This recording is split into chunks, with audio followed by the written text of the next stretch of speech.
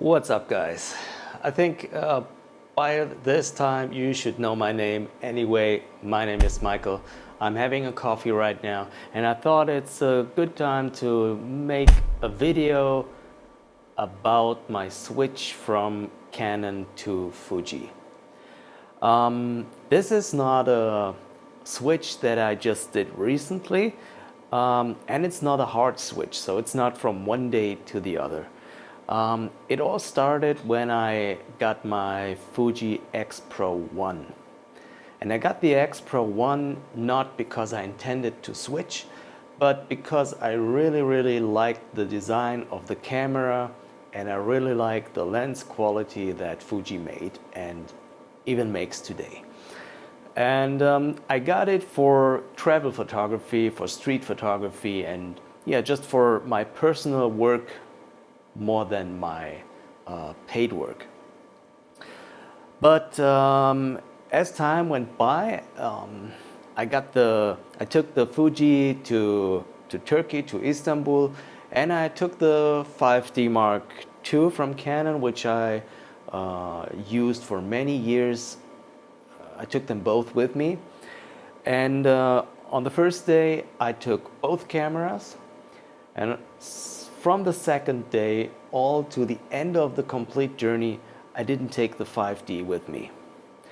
And over the years, I realized that I shot more and more on the Fuji system. And then one day on a vacation in Thailand, my X-Pro2 just died, just like that. The shutter was broken, and it was too expensive to repair.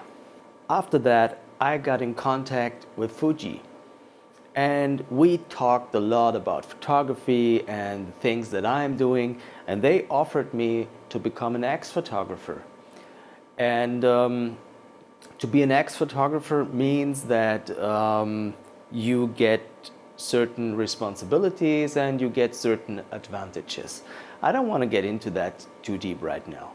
But yeah, I agreed, and I got the X-T2 way before it came out.